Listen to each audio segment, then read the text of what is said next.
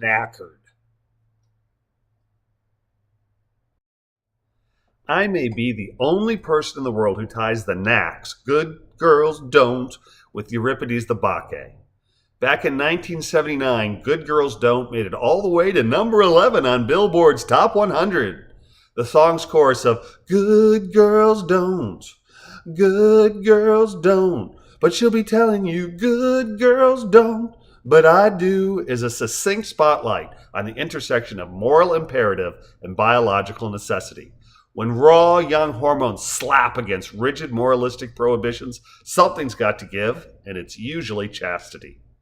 Despite the loosening of sexual restrictions that has occurred in the United States in the 40 years since Good Girls Don't debuted, there's still plenty of good girls out there. Youths afflicted with the pull of sexual attraction who are also conflicted with moral codes that scream, no sex before marriage. It's enough to drive a young man or woman over the edge, or, as the case may be, into an early and hasty marriage. I mean, hey, if gonads are screaming, then youngsters will be scheming. And if the only honorable way to scratch a biological imperative is matrimony, then thy will be done, and here I come.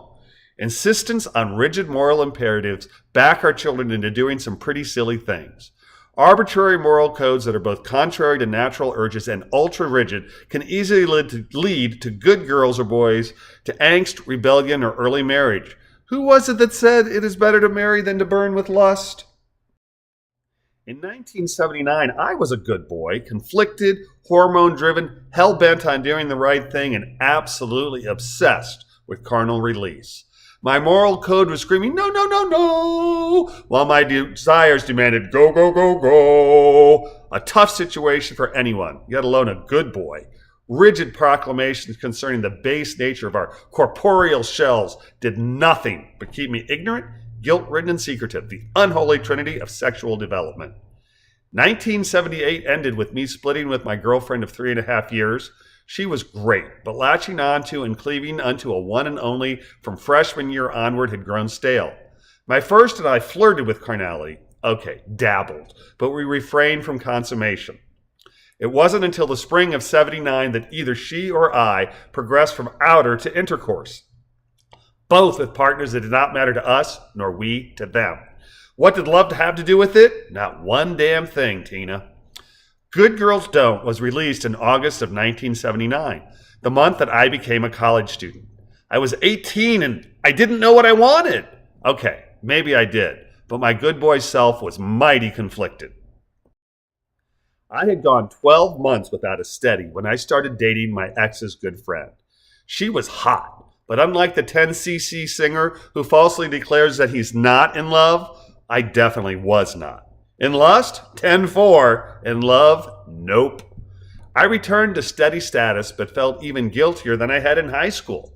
Then I had been head over heels. Here I was just counting on hers being round.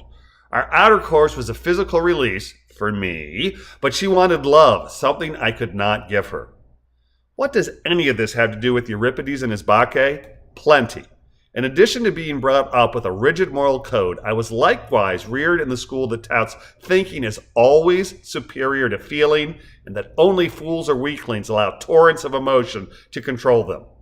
I walked into the Bacchae with my college GF, conflicted about sexual release but certain of intellect superiority over emotion. And I left with an eyes wide open, wonder-filled, oh my God, inkling of the importance of letting go and being in the now every once in a while. I mean, Thebes' king Pentheus is ripped limb from limb because he refuses to acknowledge the power and importance of the irrational and sensual parts of humans. Whoa, note to self, do not be that guy. I still am. But just as Dionysus demands, not all the time. And more importantly, I understand the importance of letting go every once in a while. Overthinker? Sure, but also an overfeeler. My first girlfriend is doing fine. She was a heavy influence on my love of theater. My college freshman fling and I remained friends, and the woman who took my virginity? No idea. I met my wife a year after high school graduation, just after slinking away from college GF, so obviously I did heed Paul the Turk's advice and marry. But just like St. Augustine, I asked God to make me pure, but not yet, Lord, not yet. Here's to balance, morals, ethics, wine, and making sense. May we all find a proper path to fulfillment.